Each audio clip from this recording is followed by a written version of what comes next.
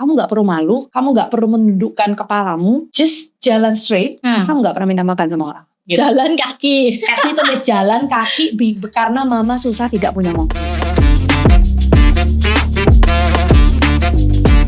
Hai Defying the Odds, hari ini kita kedatangan salah satu temen ya.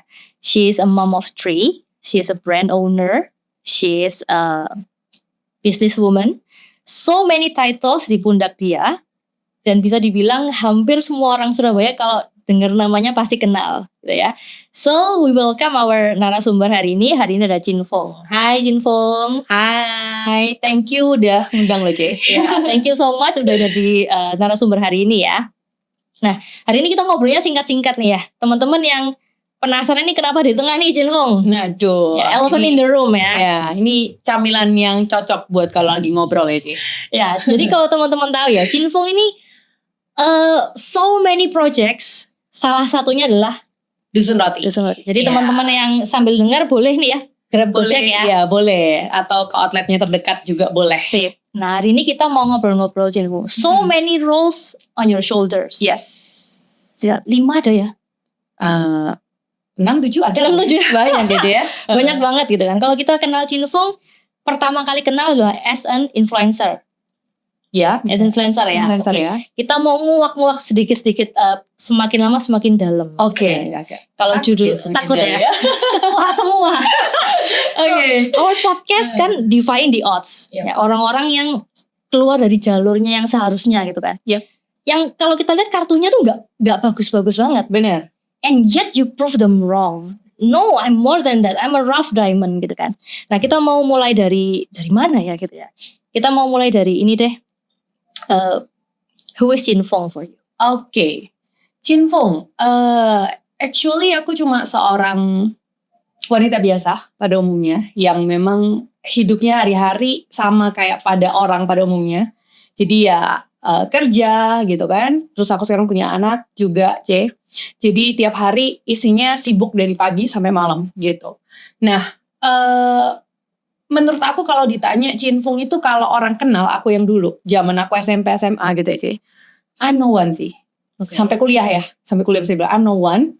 Aku juga bukan orang yang pinter, gak berprestasi sama sekali. Bahkan bisa dibilang di SMP SMA juga nilainya ajur-ajuran gitu. Basket kan, betul ya? Basket, tapi basket pun bukan juga yang kayak hebat gitu, juga enggak gitu. Jadi no one gitu. Jadi mungkin kalau guru-guru SMA aku nonton podcast, mereka pun kaget ngelihat aku di sini gitu kayak Chin Fong gitu. Karena dulu biasa-biasa aja anak ini gitu ya. Bahkan nilainya nggak bagus gitu. Terus habis gitu waktu kuliah, bahkan ini sekedar info gitu ya. Waktu kuliah aku pernah IP-nya 2,2. Sampai dipanggil sama wali gitu. Dibilang kayak kamu stop dari semua kepanitiaan karena terlalu sibuk.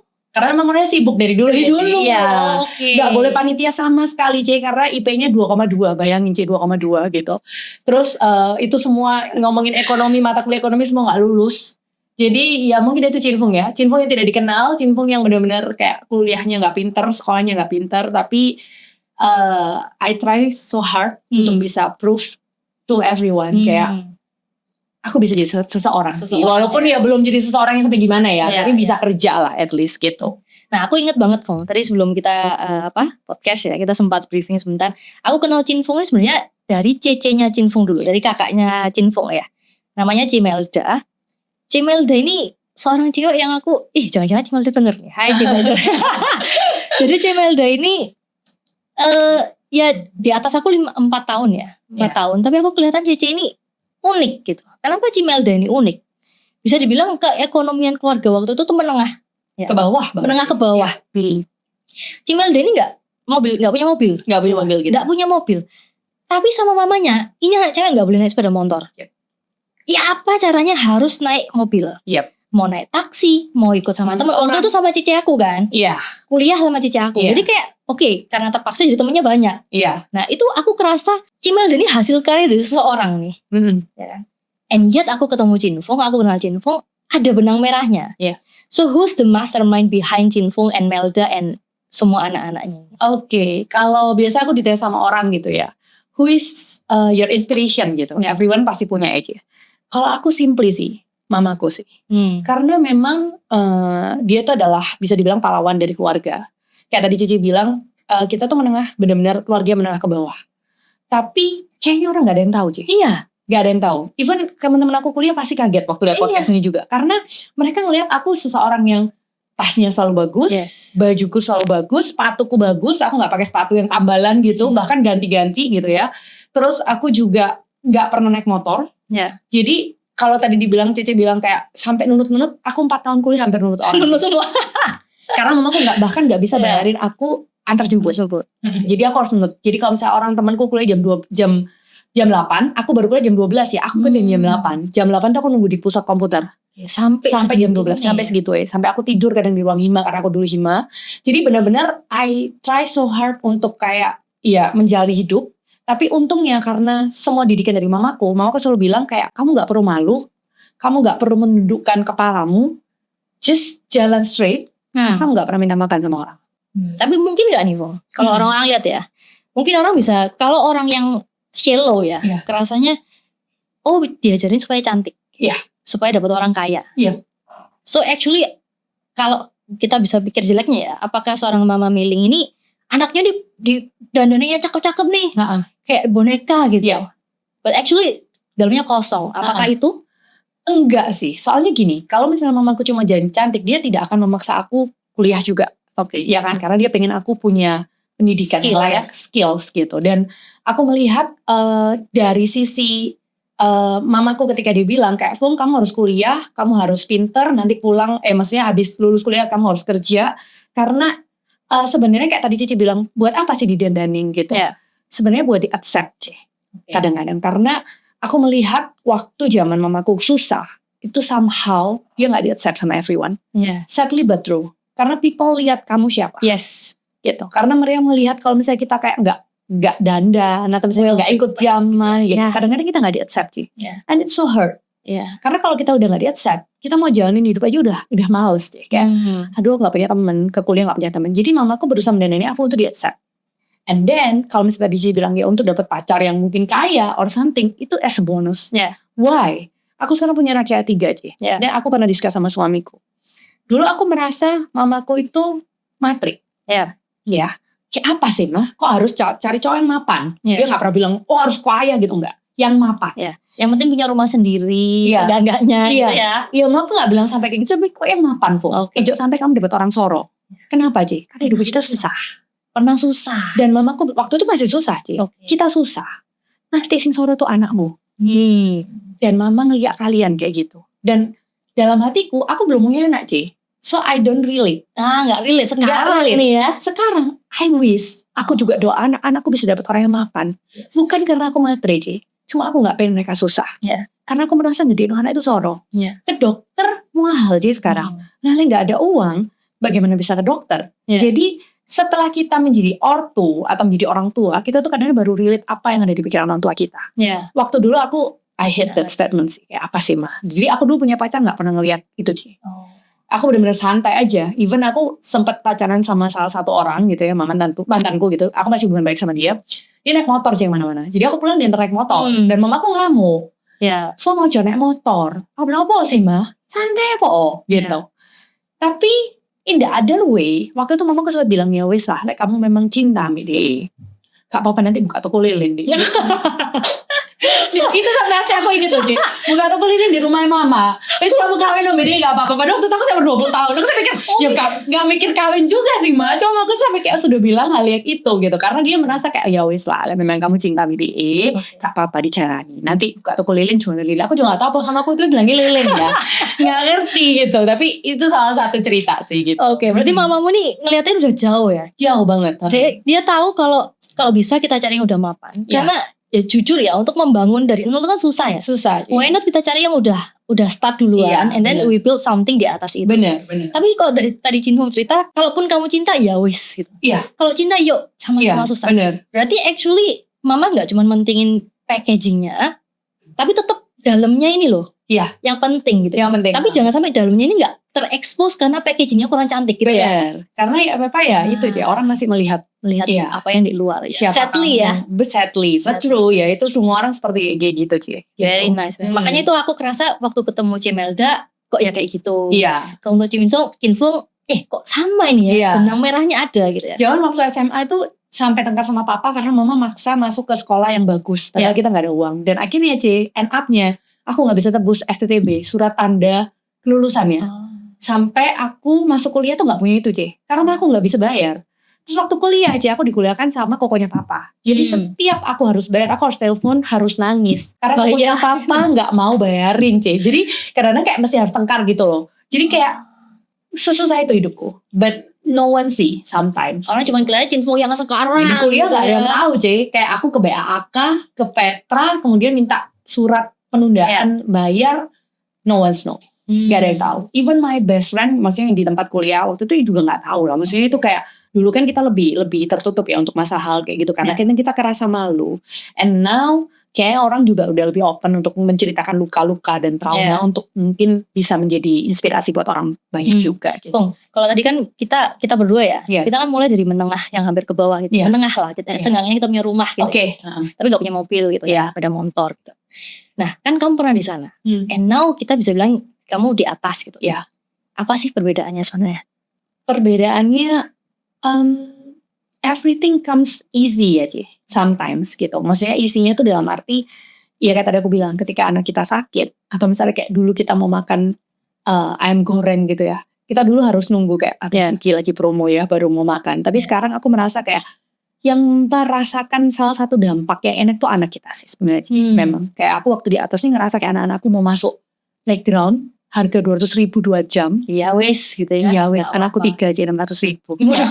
Itu kayak gak ada uang kita kayak ya wes gak bisa gitu. Dan sakit mungkin gitu ngerasa. Walaupun kebahagiaan bukan tentang playground aja ya. Kita bisa mengajarkan nilai-nilai ke dalam hidup mereka yang lain. Tapi kan mereka anak-anak. Sometimes mereka minta bantuan mereka berpikir. Jadi aku merasa ketika kita di atas kayak iya ya, ternyata memang sesuatu yang kita dapatkan dengan susah ya karena kan kita sampai di atas kan kita harus naik tangga itu penuh perjuangan gitu. Kita juga lebih menghargai sih apa yang di atas dan kita jadi bisa lebih menghargai yang di bawah. Dan anyway yang merasakan dampak ketika di atas tuh banyak orang gitu. Nah tapi kalau tadi kamu bilang ya, seorang Cinfung yang sekarang mentalmu ini kan mental baja ya? Iya, baja dan baja. Mental bajamu ini kan terbentuk karena kamu sempat susah. Iya. And now your kids gak ngalamin itu. Iya. Gimana mereka punya mental baja kayak kamu? If you give them everything. Yes, memang. Kayak itu yang menjadi pergumulan dan lika-liku seorang mama Maksudnya kalau aku lagi ngobrol sama teman-teman, kita akan bilang kayak anak-anak kita zaman sekarang kok enak ya. Mereka gak pernah ngerasa naik becak, mereka gak pernah ngerasa naik motor, ya kan? And then mereka mau les apapun mereka tinggal tunjuk gitu. Kita dulu mau les kayak aduh soro ya mama tuh gak ada uang tuh ini. Tapi bisa dibilang kadang-kadang itu privilege-nya mereka. Kita gak bisa memaksakan ibaratnya luka kita dulu atau kesusahan kita dulu ke anak-anak kita sekarang. Karena ya itu privilege-nya mereka untuk menjadi anak-anak di zaman sekarang. Dan I think zamannya udah berubah Jadi bagaimana kita mengajarkan kesusahan ke mereka itu dengan cara yang lain, bukan dengan mereka harus dipaksa naik becak atau mereka dipaksa untuk kayak pokoknya mau beli mainan ya gak bisa nunggu nanti segala macam. Tapi mungkin kita bisa ngajarkan nilai tentang susah kerja, jadi ngajarin mereka di rumah juga untuk ngumpulin poin, kayak mungkin gitu ya. Terus kedua ya kalau aku suka menjual ceritaku sih ya menjual cerita personal branding ya. Iya susahku ke mereka gitu. Jadi sampai waktu itu Ashley pernah dapat pertanyaan di sekolah gitu kayak tanyain ke mama papa naik apa ke sekolah dulu gitu. Jalan kaki. Ashley tulis jalan kaki karena mama susah tidak punya mobil. Waduh. Itu jawabannya Ashley gitu. Karena aku menjual cerita sedihku ke mereka gitu. Kenapa ya? Karena aku pengen mereka tahu bahwa you guys so lucky. Dulu mama itu soro mau sekolah mama gak bisa bayar. Kalian tuh makanya ojo sia-sia no sekolah kalian, ojo sia-sia nasi kalian karena kalian tuh bener-bener privilege dapat semua ini gitu. Jadi mungkin kita masukkan ke nilai-nilai kehidupan lain yang bisa ditunjukkan ke mereka gitu. Mungkin kita bisa ngajak ke tempat kepanitiaan atau kayak gitu. Jadi mereka bisa belajar sesuatu. Bukan kita lagi mau ini loh sorong. Bukan loh ya. Tapi mungkin mereka bisa melihat realita di luar yang mereka dapatkan sekarang gitu. Supaya gak cuma di-circle sama yang indah-indah gitu ya. Benar. The world is still a cruel place. You have to know both worlds. Iya. Dan kadang-kadang ya gak, kayak sekarang mereka sudah umur segini kayak 8 tahun. Gak semua yang dia minta didapat sih. Enggak, udah benar-benar kayak oke, kamu mau dapat nilai bagus atau kayak do your homework, do your your task gitu, baru nanti kamu bisa dapat gitu. Nah kalau tadi Cinfung bilang anak 3 ya Bung ya. Iya. 3 banyak sih. Banyak banget. Bonus banyak. Your project is like so many. Iya. Anak 3, the overtee, Iya. dusun roti. Terus sementara lu jadi banyak lah. Iya. So many roles gitu. Iya. Which one is your most precious project? Oke. Ini tuh kira-kira 3-4 hari lalu aku sempat ketemu orang Singapura sih. Ngobrol. Dia punya salah satu brand di mall. Dia punya 35 cabang in total gitu. Dan 84 secara global gitu. Which is so huge gitu. Dan Cici gitu. Umur 40 something. And then kita ngobrol gitu. Dia nanya hal yang sama aku. Fung, what the most things yang paling penting di dalam hidupmu? Dan aku tanpa doubt. Maksudnya gak mikir Ci. Mom. Oke. Panggilanku tuh mom. Kenapa? Karena itu tanggung jawabku sekarang. Gitu. Kerja itu is my hobby. Oke. Tapi juga keharusan. Karena aku tahu aku harus cari uang untuk hidupku juga. Gitu. Which is being a mom itu adalah sebuah panggilan yang gak bisa digantikan sama siapapun. Oke. Tapi aku tahu aku gak bisa 100% jadi ibu rumah tangga. Karena dari kecil aku sudah terbiasa kerja. Yeah. Kalau aku memaksakan untuk menjadi 100% ibu rumah tangga, aku akan stres. And I'm not happy. So for what? I'm a happy mom gitu. Dan our kids butuh mom yang happy. Benar ya. Dan aku memang gak bisa Maksudnya aku benar-benar menyatakan bahwa I cannot be 100% di rumah bersama aku 3 gitu. So being a mom itu kayak lagi bermain seni, bermain peran gitu. So your kids itu seharusnya, karena aku ngeliat mamaku, kayak tadi Cici bilang inspirasi, misalnya aku bilang inspirasiku adalah mamaku. Mamaku tuh bukan ibu rumah tangga Ci. Tapi I never feel mamaku tuh hilang dari rumah. Oke. Gitu. Dia biasa bisa hands on ke anak-anak, tapi dia bekerja cari uang. Oke. So maybe karena aku ngeliat itu role mamaku dari kecil, aku menjalani hidup role tuh kayak mamaku gitu Ci. Gitu. Jadi aku tetap kerja, tapi anak-anakku gak kehilangan aku. Oke. Jadi bisa in another sentence kita bisa bilang si Ashley dan adik-adiknya nih belajar jadi cewek yang ngeliat mamanya ya. Benar. You have everything. Lu mau beli apa bisa, and yet you masih repot banget gitu kan. Jualan roti, jualan kaos. Mama kalau sekarang mau tidur di rumah ke salon tiap hari bisa kan? Bisa. Secara ekonomi bisa. But you don't choose that. Kamu masih mau berkarya. And I think that's a very good contoh ya buat anak. It's not about 24 jam di sebelah mereka, tapi kita jadi contoh buat mereka. Jadi cewek tuh harus seperti apa sih? Jadi ibu seperti apa sih? Jadi kemarin tuh ada salah satu goal, ya walaupun masih terlalu early atau dini untuk dibilang goal ya Ci. Tapi kemarin Esti sempat ditanyain who is your role model.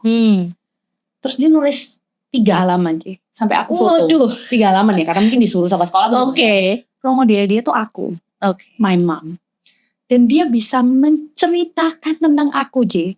In a good kalimat sih. Dia cerita kayak mamaku tuh, she's a working mom. Bahasanya bukan working mom sih. Dia kerja, she's work, but she can handle her kids. She's so busy, but she always stay with me. Dia selalu nemenin aku tidur. Bahasa Inggris panjang Dia selalu nemenin anaknya main.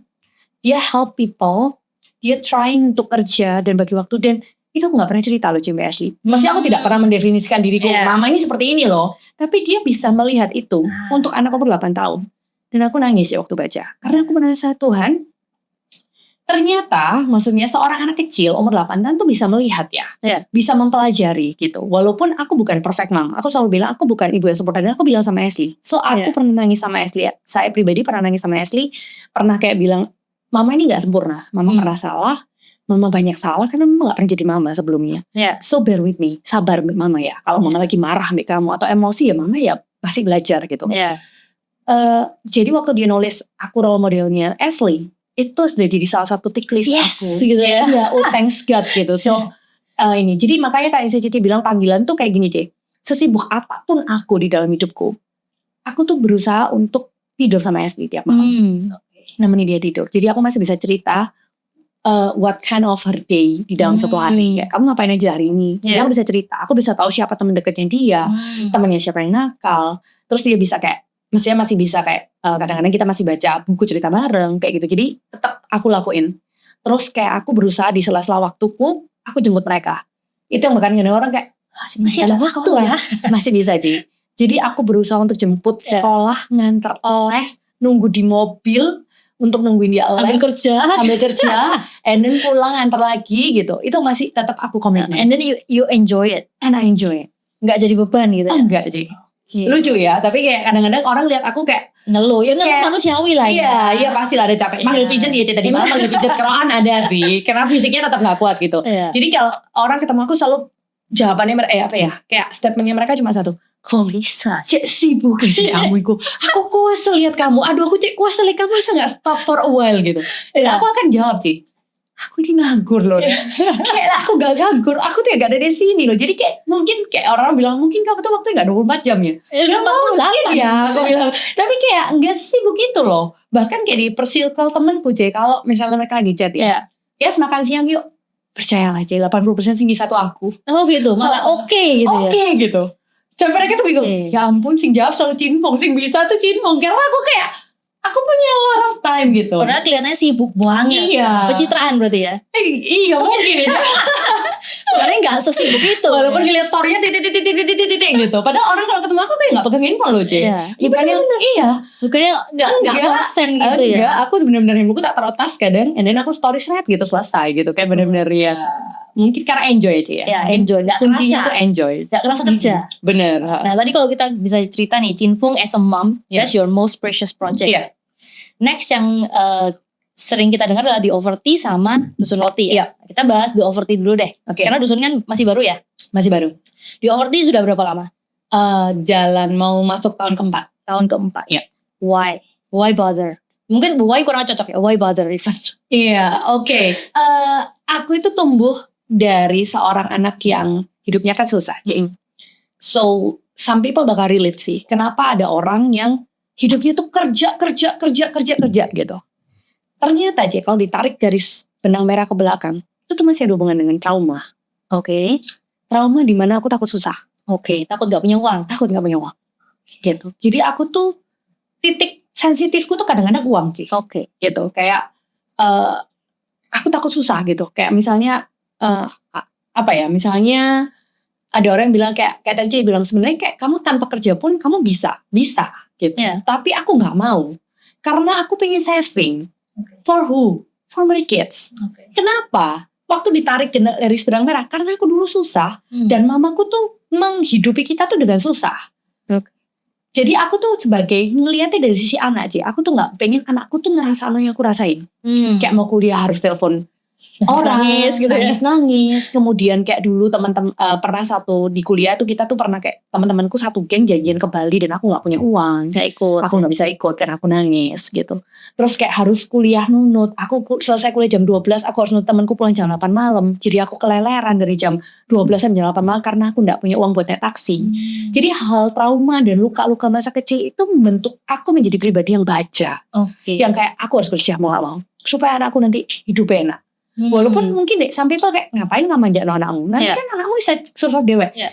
Saya ada aku gak apa-apa. Aku tak cover, tak jalani hidupku untuk supaya mereka itu at least ketika mereka jatuh tuh mereka masih ada satu line lagi. Net lagi di bawah nih ya. Masih ada mama papa gitu. Either my husband juga kayak aku kerja deh. Dulu mama papaku sukses sih. Tiba-tiba papaku hancur. Jadi mamaku kerja.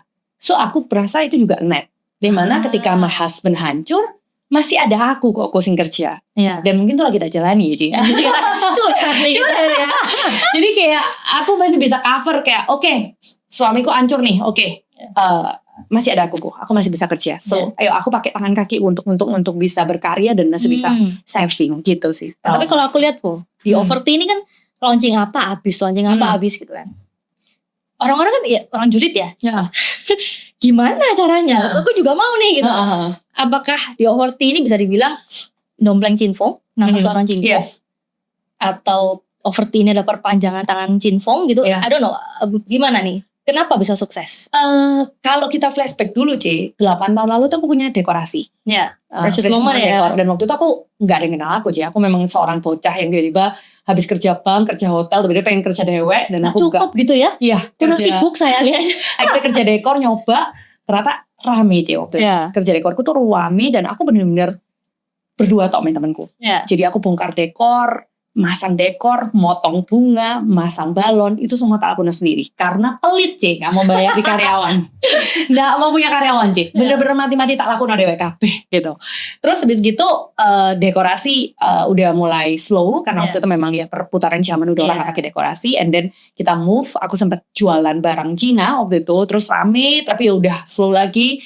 Baru akhirnya tiba-tiba aku jadi influencer, terus baru kita mulai ke Overtee gitu. Kenapa? Karena aku mikir influencer tuh nggak long last. Oke.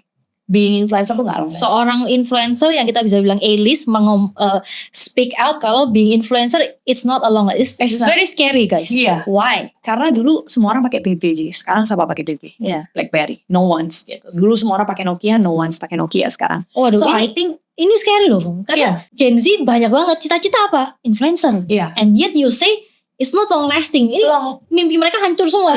How? Elaborate. Kalau menurut aku karena semua orang ada masanya, Ci. Oke. Jadi ya wes harus di accept juga gitu. Dimana aku waktu itu di 2021 waktu aku decide mau buka di Overtee.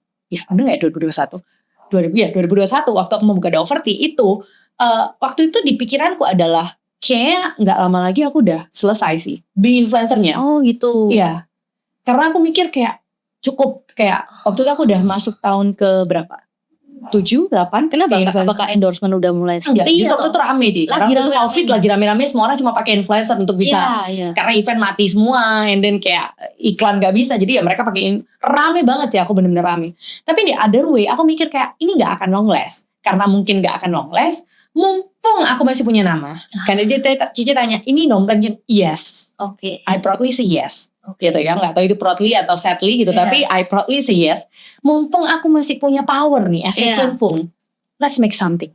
Oh ya sering sih, pasti. Kita mengeluarkan 10 produk, percayalah pasti ada 3 yang nggak jalan. Coba aku belum punya anak, aku pasti yes gitu. Pasti aku bersinar, aku pasti ada di puncak kehidupan gitu.